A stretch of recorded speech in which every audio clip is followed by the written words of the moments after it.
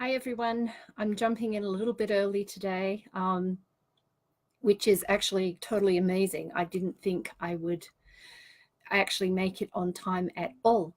Um, Interestingly enough, I'm still technically on vacation. It's the last few days before my mum goes back to Australia. And half an hour ago, when you all got your I'm live in 30 minutes warning by email, I also got an alarm warning saying that I was live in 30 minutes and I was miles away. We were actually out shopping and the alarm went off. And hi, Audrey. Hello. And the alarm went off, and we were, as I was saying, miles and miles away. And so we had a big panic to get back here to the house in time for me to sit down in front of the camera. So it's quite astounding that I actually managed to start a couple of minutes early. And I actually managed to put makeup on too. So I was out there like barefaced and everything, having a lovely time with my mum, shopping the stores. And hi, Kathy. Nice to see you here too. Anyway, it's kind of, I'm feeling a bit not authorish at the moment because I was actually out shopping and it's a beautiful day out there. The sun is shining, it's 0 degrees Celsius, so it's not at all cold, and the sun is beautiful and warm when it's out there in big blue skies. So it was a glorious day. We were shopping, my alarm went off and we panicked. Anyway, I got back here in time and here I am. So I thought today we'd talk about romance books that we would like to read. And perhaps I may drop a few hints about books that I have planned for the next year or so. I have, of course, a production schedule that stretches out a few years, but the further out in time it goes, the less accurate it is. And Sandy, hello, hi, nice to see you here too. You haven't missed much just now. I was just saying I was very lucky to get here at all because we were out shopping. So I had just had time to walk in the house, throw on some makeup, get in front of the camera. So here I am. The things I do. Anyway, it's such an unusual circumstance for me to be out shopping at all in the first place that I'm laughing about it. So, and hello, Karen. Hi, glad to see you here too.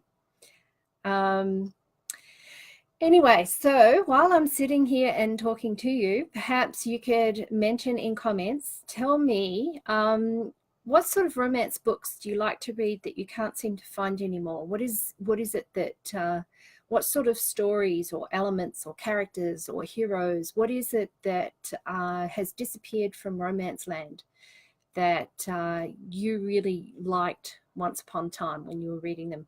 Or perhaps it is a romance that you just simply have never seen before that you think would make a great romance and that you would like to find. And if you saw the cover out there, you'd buy the book instantly. So it could be you like romances that are set in horse country, which isn't, I realize, is not terribly unique. There's lots of those, but I'm sort of grasping at the moment. Romances set in Wollongong, Australia, Karen. Romances that feature scuba diving heroes.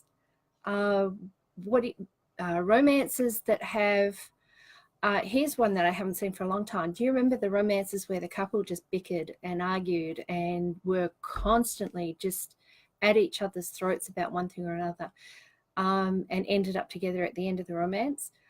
I'm not sure that I actually enjoyed those all that much, but they were huge for the longest time, and you don't see those very much anymore either. So what sort of romances do you like to read? What elements, if there is, not a particular subgenre or anything like that, but if there is a certain thing about romances that you really, really love, tell me in comments. And in the meantime, I wanted to show you something. I didn't get a chance last week, or 2 weeks ago, sorry, because I skipped last week. But I wanted to show you something that I got for Christmas. And so I'm just going to reach. Whoopsie. Okay. And show you I'll take the lid off in a minute, but now one of my sons paints Warhammer figures for a living. So he made, and I'll just show you, actually I'll leave it on there because it'll be easier. I'm going to bring this right up to the camera and see if this works. But he painted, because Han Solo is one of my favorite heroes of all time ever. So he found a Han Solo figure and he painted it. And so there we go. See the detail on it? And I'm just going to turn it a little bit.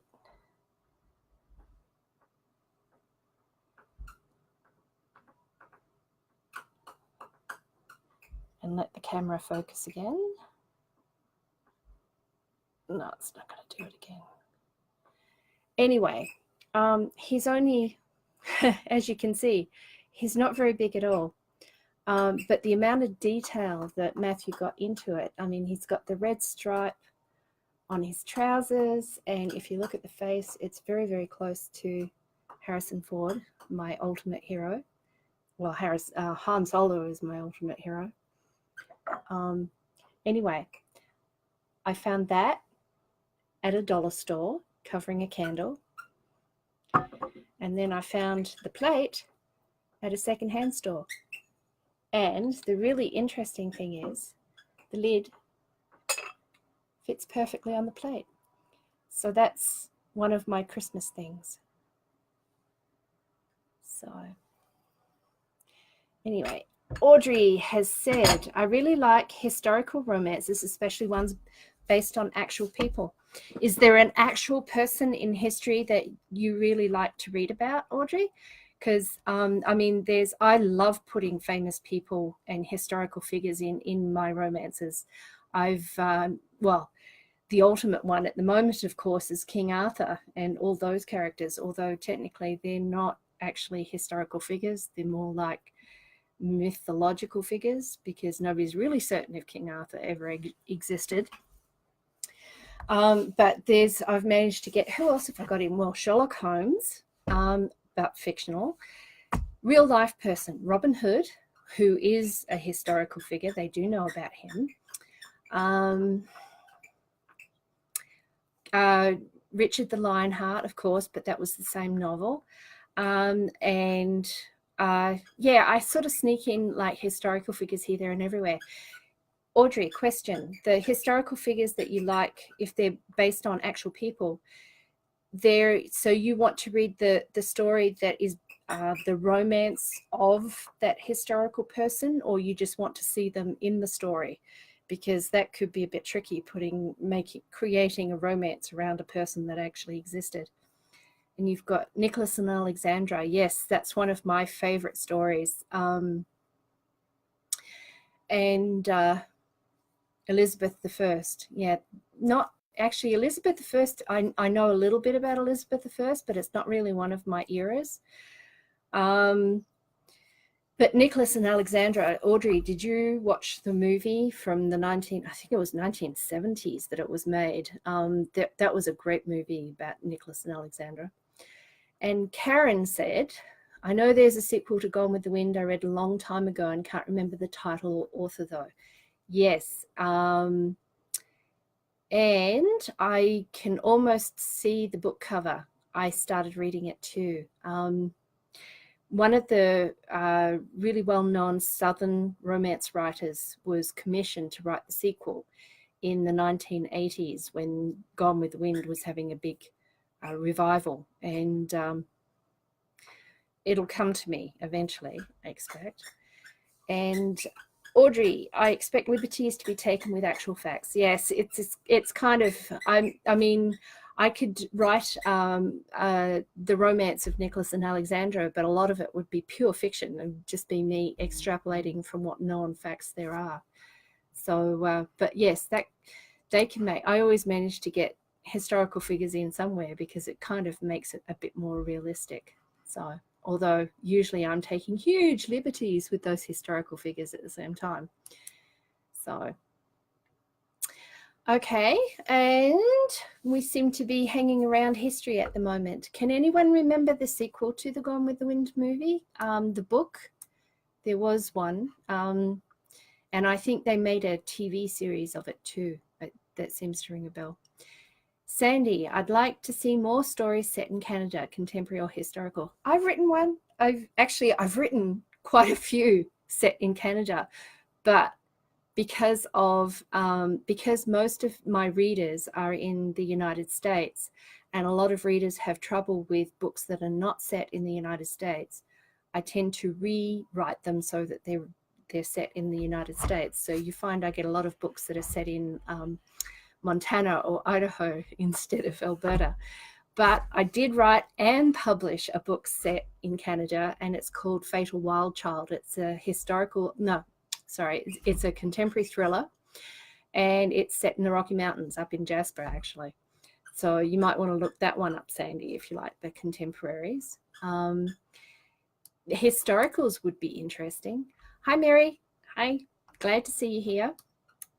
Just to catch you up, Mary, we're talking about romances that we would like to read, or romances that we don't see on the shelves anymore that we would like to read. Again, the types of romances, so whatever particular genre or subgenre that happens to tickle your fancy that you wouldn't mind catching up with again. As I said at the start of the title, oh God, I'm tripping over words today. I'm so sorry. I think part of this is because I literally came in, sat down and started doing this because I was running so late. If you watch the replay, as you'll discover, when you guys got your email saying that I'd be live in 30 minutes, I also got it, but I was miles away. Mum and I were shopping and did a big panic and came screaming back here, and I threw on makeup and I literally just sat down in the chair and started talking. I was that far behind. So, Kathy, oh my goodness, I do not care if a book is set in the US. There are so many great places and romance can happen anywhere. Yes, that's quite true, Kathy, and you're one of the more broad-minded ones. But the fact is that there are a lot of, I'm talking about 95% of my readership is in the United States, and the vast majority of those people prefer to read a book that's either one, set in the United States, or if it's set somewhere else, features an American heroine. It's just one of the peculiarities that I've learned to work with. So I tend to, and that's why I write in US English as well instead of Canadian or Australian English. Because I don't like stories that like bump me out of the story world because of typos or whatever it is. I make very sure that my books are as smooth a read as possible for my mostly US readers. Canadians and Australians and so forth don't seem to have as much trouble with American spelling, American settings, American heroes. I think that's because we watch so many of the Hollywood movies. So readers coming from other countries don't have that sort of issue and problem, but a lot of Americans can't make the mental switch if it's, say, an English heroine. And of course, with the historicals, they are English, but because historical readers have made that mental adjustment to a long ago era, then it doesn't make such a big leap that they've got an English heroine instead of an American one. But for contemporary settings, yeah, it needs to be either a US setting or a US heroine. So Fatal Wild Child, which is set in the Canadian Rockies, actually has an American heroine. So one of those little peculiarities of the industry. So, okay, no more comments for right now. And as I was saying, yeah, very, very late today. This is one of my last few days of vacation. So I'm actually gearing up to get going and start working again. The first book I'll be writing this year is, once Mum goes back on Thursday, is More Time Kiss Moments, so another Kiss Cross Time installment. And I sort of have an idea up here. I kind of know what it's going to be about. And if I whisper, Rafe, I'm pretty sure it's going to be about him. So, but I may change my mind yet. So it's not absolutely guaranteed. I'm pretty sure it'll end up there, but we'll see. So, and let's have a look. Audrey, yes, I just read a book that said the hero was living in a semi, so I pictured a tractor trailer. Nope, British author and setting. Yeah, semi-detached. It's yeah, the terminology I got picked up once. I had to learn all the American stuff because I call a flashlight a torch, and I was talking and I accidentally left torch in there, and I got an American reader very upset at me for not having flashlight in there, because she imagined a stick with a flame on the top of it, and I was talking about an actual flashlight. So yeah, American readers can trip over a lot of stuff because there's a surprising amount of difference. So I have to make the translation. As I tell people, they say, oh, do you speak a different language, any other languages apart from English? Well, yes, I do. I speak Canadian, and I speak Australian, and I speak British, and I can, write in those languages too. So Mary says, I miss the old Gothics like Victoria Holt or Phyllis Whitney. Yes, actually. Oh, Mary. It's really interesting that you should say that. I was thinking about and doing some research on Victoria Holt just a few weeks ago. All I can say to you is, if you miss those, just hold on to your hat, because I would love to see what you think of Degree of Solitude. Have a look at the cover and see if that reminds you of some of the old Victoria Holt covers. So, Mary, I love your shawl. Does it have a pattern? This? Oh, actually, it's not actually a shawl. Let me show you. Just move my chair back. It's actually it's one of those jumpers that are made out of rectangles. And I just picked up the lace from the store, fabric store. It's yardage. It came off the roll.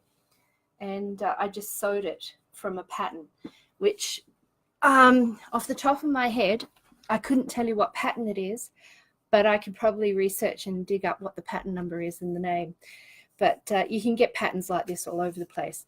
And yeah, it was just yardage from Fabricland. So, but thank you. And Meredith, hi, hello, welcome. And hi, Heather, welcome. For you two, catching up. We're talking about romances that we miss and we haven't seen for a long while that we'd like to catch up with again.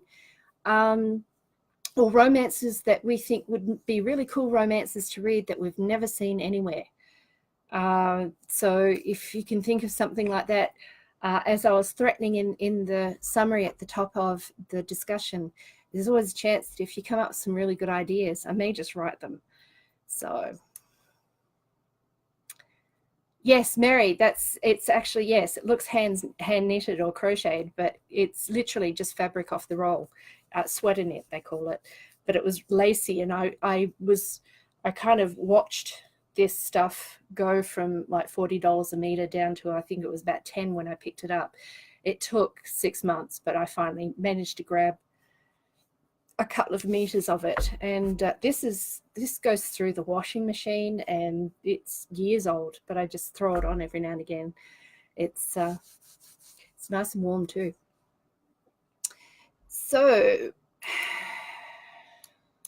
okay. Back to the Gothics. That is absolutely one you don't see very often anymore. I'm not entirely sure why, because some of those stories were just grand. I think one of my favorites, technically not a Gothic, but it sort of qualifies, is, oh, goodness me. The opening line is, I dreamed I went to Manderley again last night. I've gone completely blank on the title. I'm sure just that alone, everyone's going to go, I know what that is. Rebecca. There we go. I got it. Rebecca, one of my favorite movies. It's, God, 1932, I think, or maybe 29 or something. It's really, really old, but I've got an old copy on my hard drive, and it's scratchy, and I'm just waiting for someone to remaster it so I can grab a copy, because my digital copy is pretty banged up. But great movie, great hero. That's a classic. I would love to be able to repeat something like that. Great movie. Okay, and Heather, the old ones are the best, not the up-to-date romances. You mean the Gothic romances that were written a long time ago are better than the contemporary ones? Is that what you mean, Heather? I'm not quite sure. I'm pretty sure that's what you mean, though. Well,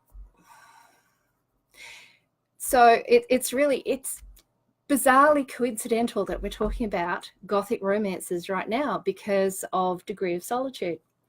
I literally wrote Degree of Solitude thinking I want to replicate the old Gothics.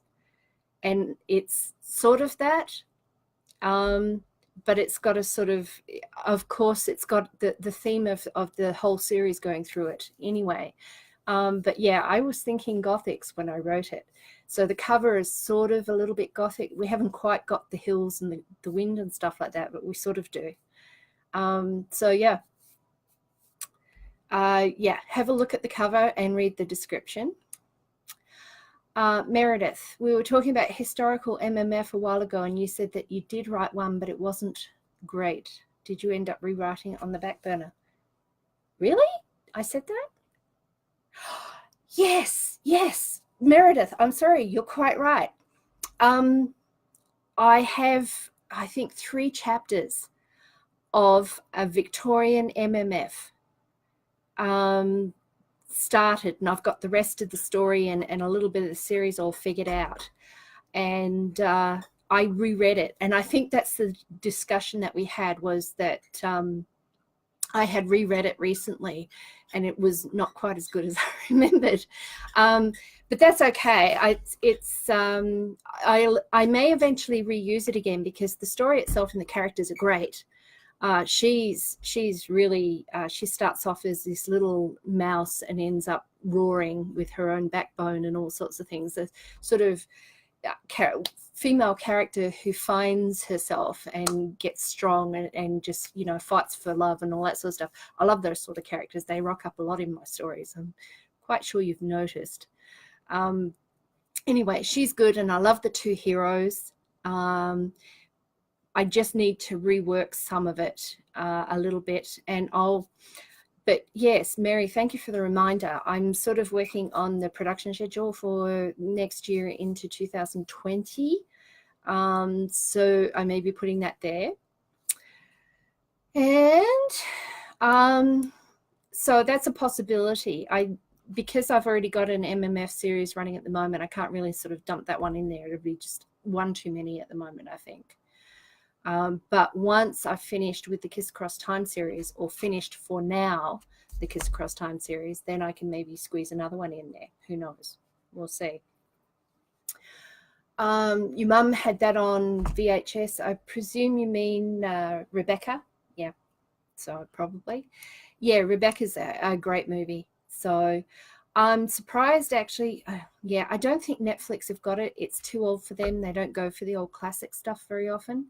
But it's entirely possible you can also find somewhere to download it. But you could probably pick up a copy on DVD or Blu-ray for, you know, $5. They have those bins at the front of the stores where they've got movies for $5 or $2 and stuff like that. I'm sure you could pick up a copy there. And but I'm not quite sure where I got my copy from, but I've just got a copy on the hard drive. And I'm sort of thinking I might have to go back and watch that again. It's been a while. Oh, yes. Everyone see this? Yeah. Recognize it?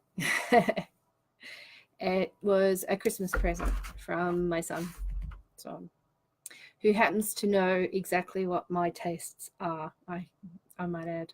So, And so no other genres. I should tell you then a little bit about what I will be writing in the next year ahead. I'm presuming you would all appreciate a peek. Yes?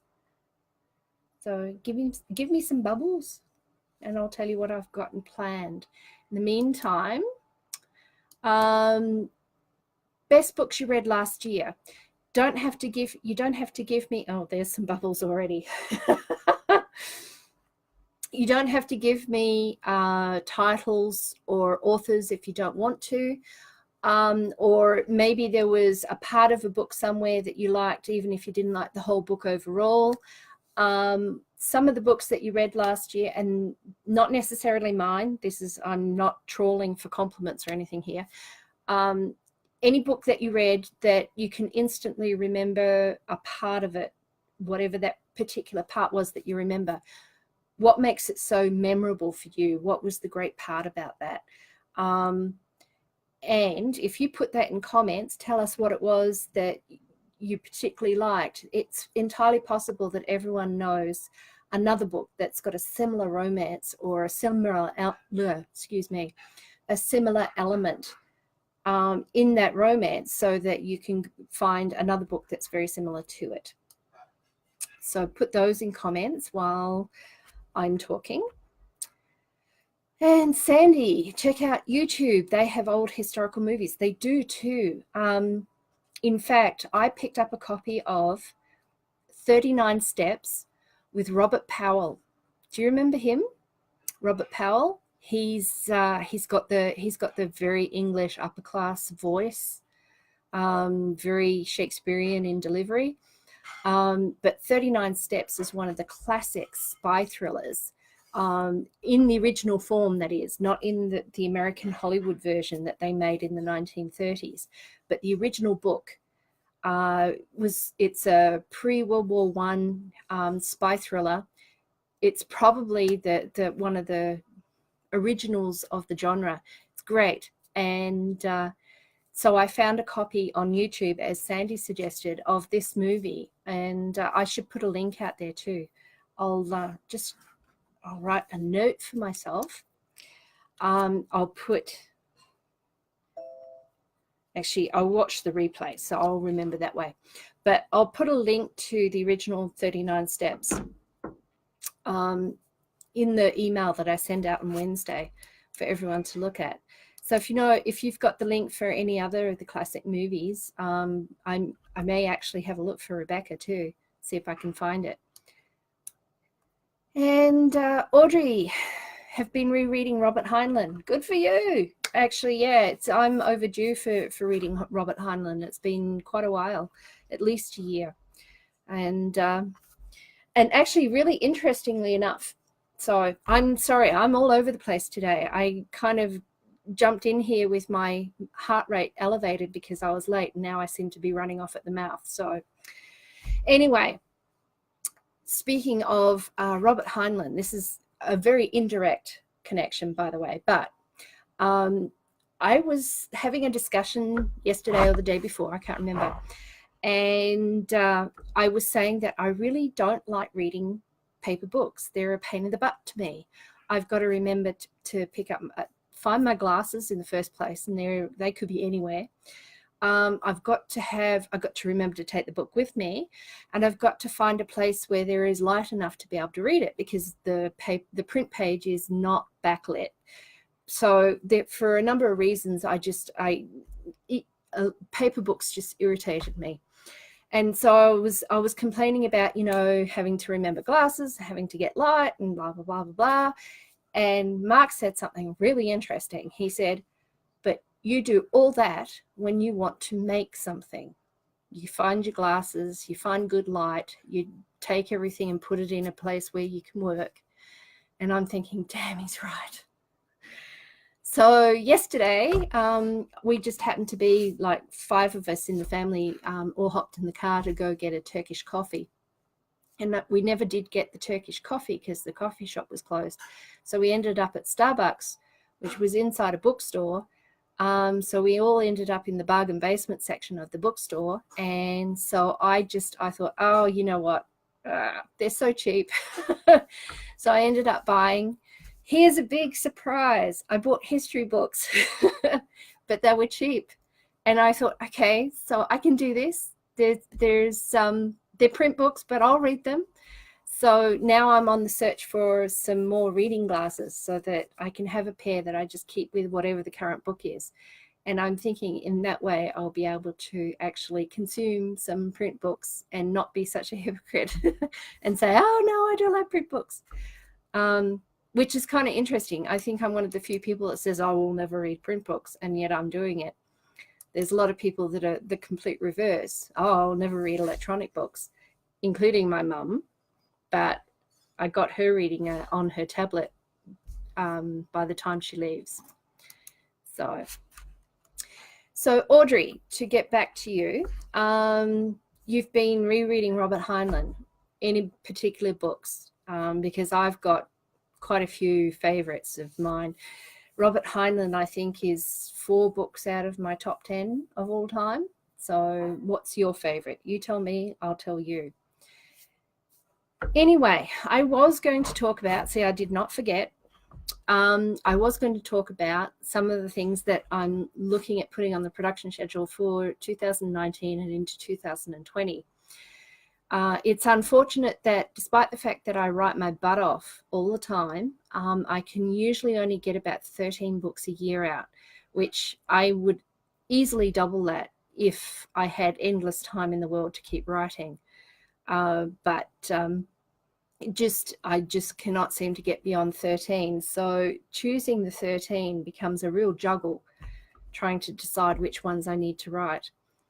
And you'll be happy to know that I will be finishing the Scandalous Scion series, I think, this year. Ultimately, there's 13 books in the series, and we're coming up to number 9. Number 8 just came out. Oh, and I forgot. Number 8 and number 9, that's Rules of Engagement and Degree of Solitude. And number 1 and number 2 on the historical Australian and Oceanian fiction category on Amazon. Rules of Engagement, at least, has got the little number 1 flag again. But they're both dominating the hot new releases list for that category. So they're 1 and 2, which is I've never done that before, which is really cool. So... Beth Kokio. Hi, Beth. Hello. Love the series. Not sure which series you're talking about. You may have to elaborate on that one. And Audrey, The Man Who Sold the Moon and The Path Through Tomorrow. I love The Path Through Tomorrow. That's a really good anthology. My favorite, probably not a big shock, is Time Enough for Love, which is Time Enough for Love and To Sail Beyond the Sunset. That's books 1 and 2 in the Lazarus series, which I love those. They're great. The scope on those things is just mind-blowing. And look at that, Meredith. Thank you. Meredith found, you'll find in comments, Meredith found a link to the full movie of Rebecca on YouTube. So if you've never seen Rebecca, you'll love it. It's a great Gothic romance, and it does not feature moors and Heathcliff or anything, and no running in the wind. But it is Gothic in nature. It's a great movie. You'll love it. Give it a look. It's a good show. Mary, I'm sticking with J.R. Ward's Black Dagger Brotherhood, J.D. Robb's In Death series. Paranormal, anyone? Christine Feehan's Dark series, along with her Torpedo, Ink, and 3 other series, and Andre Norton's series, especially her Witchworld series. So cool. Okay, so yes, you've got a definite science fiction romance / paranormal / urban fantasy thing going on there. You like your stories twisty and dark, clearly. So, and Mary says, congrats. Thank you. Karen is clapping. Thank you, Karen. Heather says, congrats. Thank you, Heather. And Audrey, have not gotten to those 2 Heinleins yet. They're the really big, thick, and dense. They're very dense stories. Take your time with them when you do get to reading them, Audrey. They're so worth the effort, though. I think is, yes, Time Enough for Love is straight science fiction, yet I still blubber like a baby at the end of it. It's just ridiculous. He's got some, Heinlein's got some weird themes that he tends to enjoy exploring a lot, but they're still highly entertaining stories if you can get past some of the strange themes that he has going on. So the other one of Heinlein's that I absolutely love is Friday. He paints a picture of a future world that features androids. Sound familiar? And also by genetically modified humans. And the theme in Friday is along the lines of, is a genetically modified human or not? And what sort of rights do they deserve? So that's kind of interesting. Okay. Oh, so you have read them, Audrey. Okay. Yeah. There we go. I'm getting lots of bubbles here. I'm not entirely sure what for, but okay. Thank you. So, anyone got any more stories, romances that they've read that they would love to read more of? And Audrey, yeah, I think some of Heinlein's theme stories, that style of story, I would love to get those into a romance. And as it happens, one of the series that I'm probably going to get back onto the schedule later in 2019 is the Endurance series. And I wish Dina was actually online at the moment, because she's one of the people that has been hounding me the most to get to start writing the series again. And I actually got an email yesterday from someone saying that they really were waiting for that to come back too. So it's back. It'll take a few months to get there, but it's, yes. And Audrey's got Friday was thought-provoking. Yes, it is. It's great. Mary Weiler, try Dean Koontz's The Watchers. Yes. Okay. Well, yeah, I'll have to, yeah, I'll put that on the list. Thank you. And Beth said, oh, Scandalous Science. Okay. Well, thank you. Thanks, Beth. Kathy, more endurance? Yes, more endurance. And Mary, yes, love the Endurance series. Yes, it's, unfortunately, the sales were sliding off, and I was getting the impression everyone was tired of the series, and the reviews weren't there, and all the indicators and markers were telling me that nobody really wanted to read any more of them. There just was not enough sales there to justify spending, 4 weeks writing and producing another book in the series. So I thought I'd give it a rest. Same with the Kiss Across Time series. I had to give that a little bit of a rest too. I think sales were starting to drop off, which means everyone was getting sick of it. But anyway, I've been getting enough people complaining, bitching, whining, asking, hinting, that I'm going to get it back on to the production schedule for 2019. I'll put 2 or 3 books out, see how it goes, and if the response is good, then I'll keep going on it.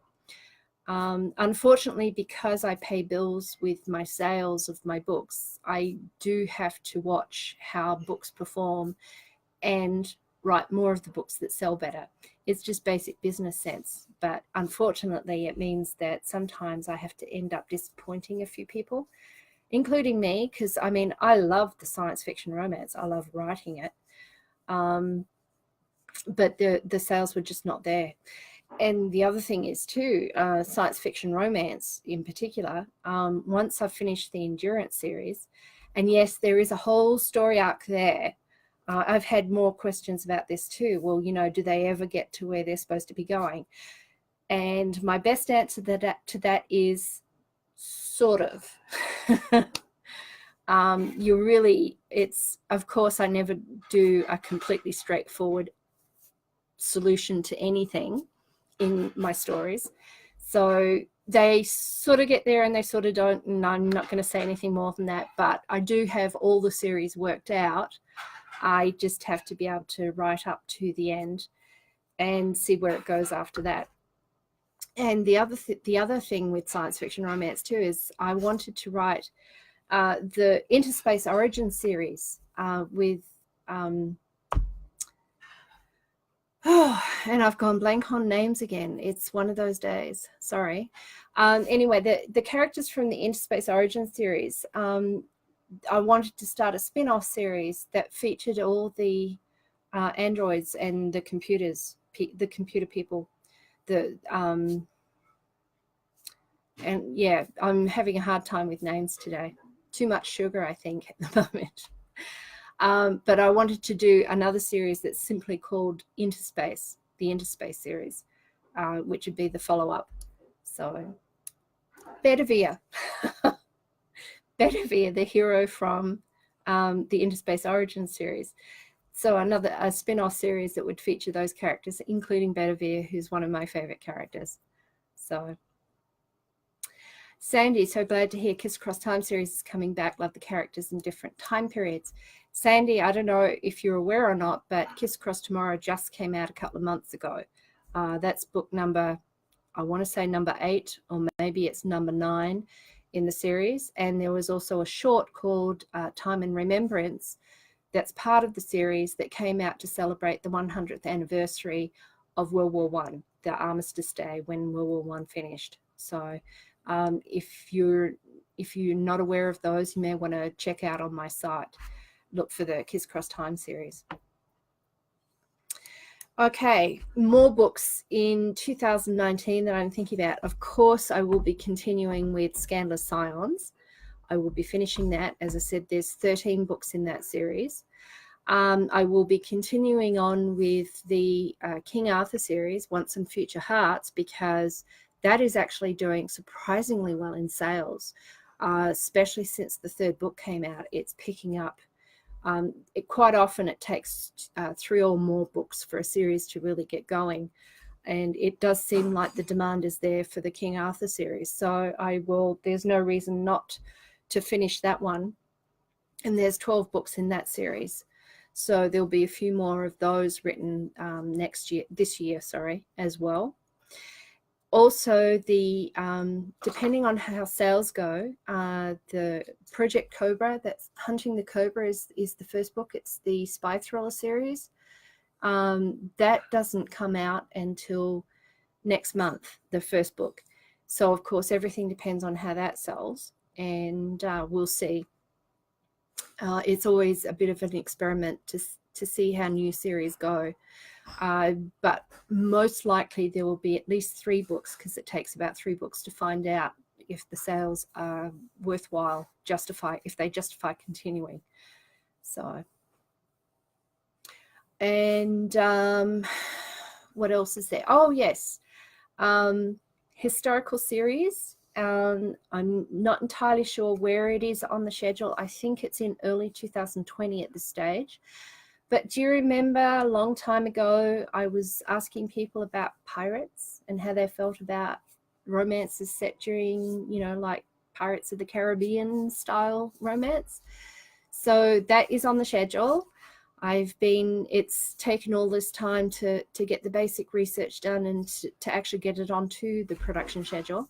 But somewhere in the near future, I will be starting a pirate romance series.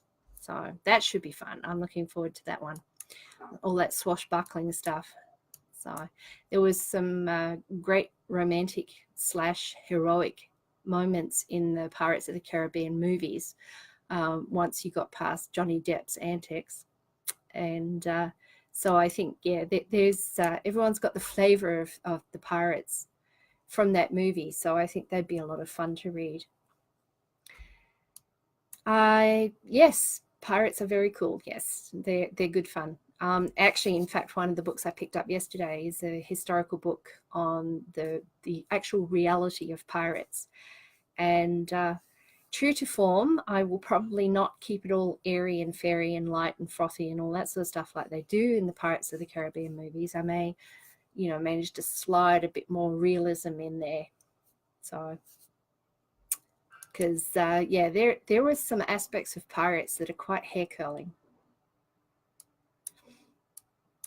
Anyway, does anyone have any questions? Well, I mean, I've been blathering here pretty much. I've got no notes. This is completely off the cuff. I just thought I'd tell you a little bit about next year's production schedule.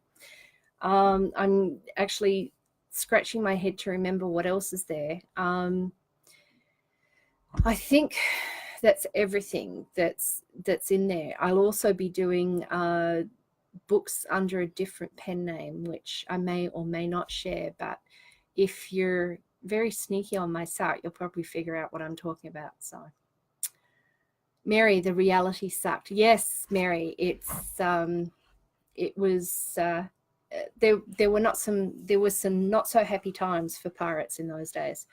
Quite desperate, actually. But I mean, if you're writing a romance, you don't want to have it really black, grim and desperate, because then it kind of ruins the romance too. So, but I usually manage to get a bit more serious and a bit more realistic than a lot of the other romances out there that just paint everything a very rosy color.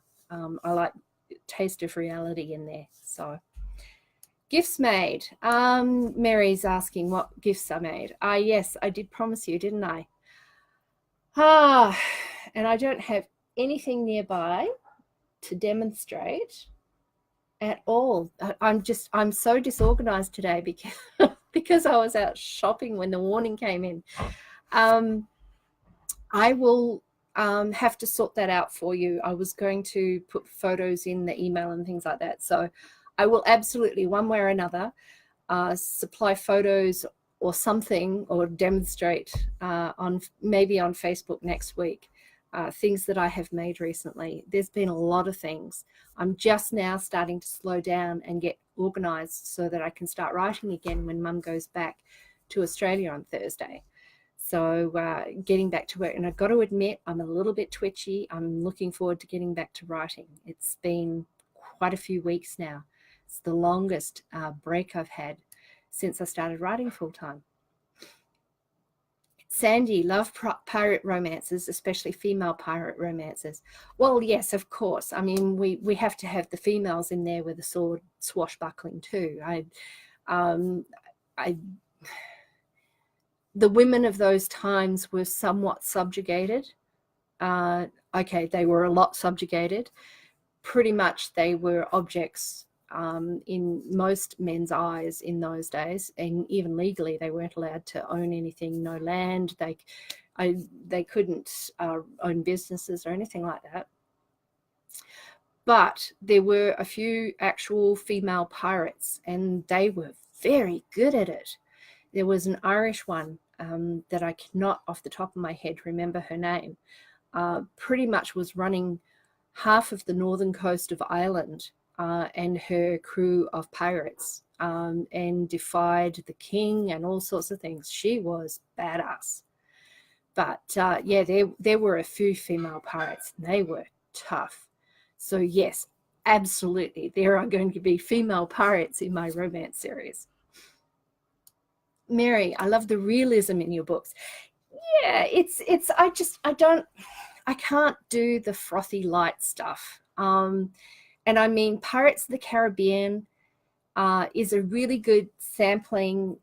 They had a lot of historical fact correct, but they glossed over some of the worst aspects of piracy because it was Disney. It was a Disney movie. So they had to keep things, at a certain level. And I think I don't want to get right down in the muck and how bad it really was for pirates and people that were victims of piracy and things like that. But a touch of it, just so you get the grimness of it, because that supplies some really good conflict for, separating the hero and the heroine and things like that. So yes, I like getting a bit of realism into it. Mary, wish your mum a safe journey. I will. I think she's more looking forward to having the journey over and being back in Australia than I mean, she'd like to stay here. So it's either here or Australia. She just wants to get that flight over with because it's like 24 hours. It's awful. So Sandy, her name was Green. Grainey. I'm not quite sure how to pronounce that. I'm not really good with Irish Gaelic, so perhaps you can tell me how you pronounce that one. I've read a lot about her. Yes, so yeah. Yeah, there were some kick-ass women in those days that were laying down their own law and running their own crews, and yes, they're definite inspiration for the romance series. So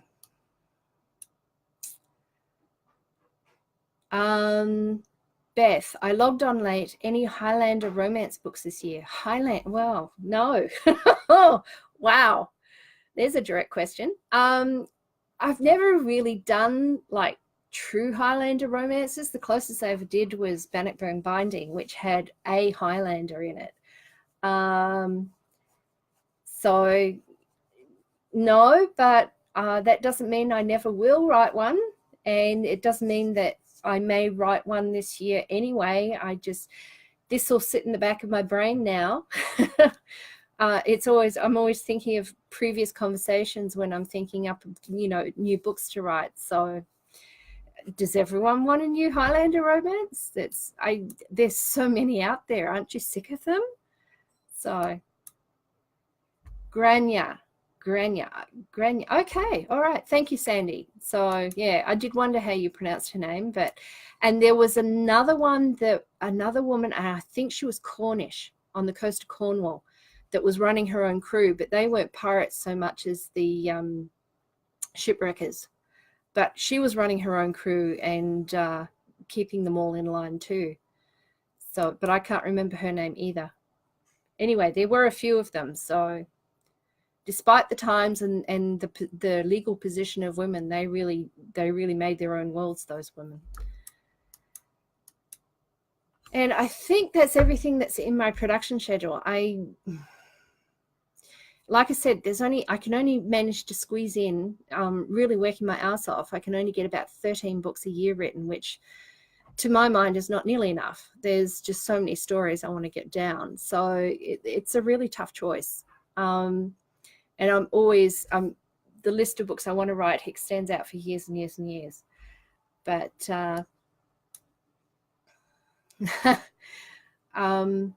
Mary, a new Highlander with your level of research and realism, yes. Okay, thank you.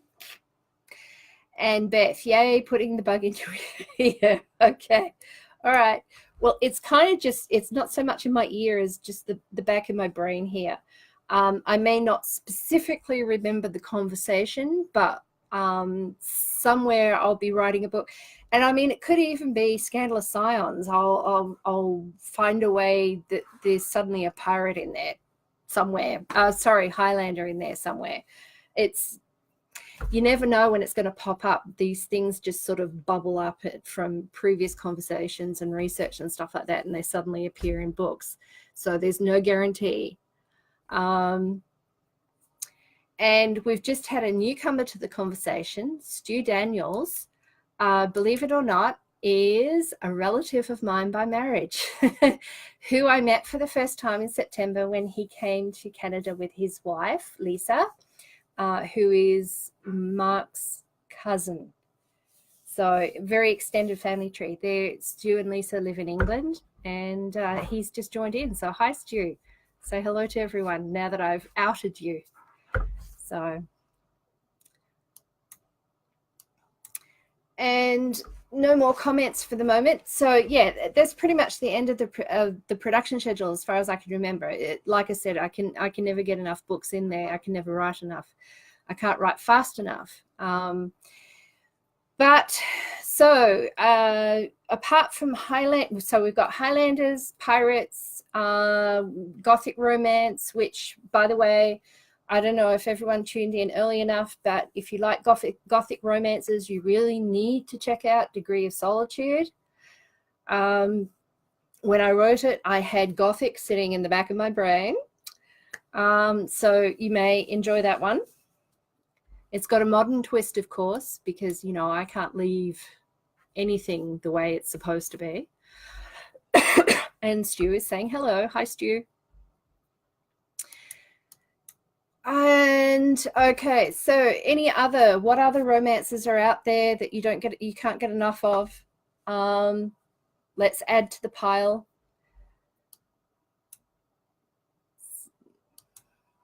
Mary's saying hello. Okay. And I'm just trying to think. Yeah, that's pretty much it for the production schedule. Couple of new series, some possibilities. I may sort of drop series for a while and give them a rest. Definitely the Endurance is coming back. I would love to, if I have time, and I don't know if I will, but I may do the spin-off series for Interspace.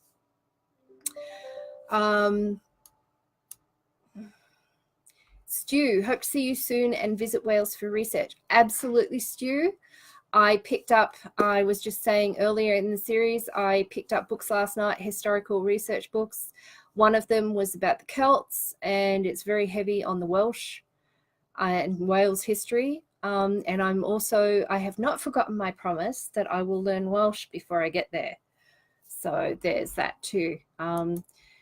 Everyone, you'll have to hound me and ask me continuously how my Welsh learning lessons are going, because I get a bit slack on those. I've for some reason convinced myself I'm not very good with other languages. I'm great with British and American and Canadian and English, but other actual languages, I don't know where I learned that I'm not good at them, but anyway, I'm trying to overcome that and teach myself Welsh, because I would love to learn Welsh. It sounds musical. It's like Spanish. You could read a grocery list in Spanish and it would sound poetic. Welsh has got the same sort of lilt and cadences and stuff like that.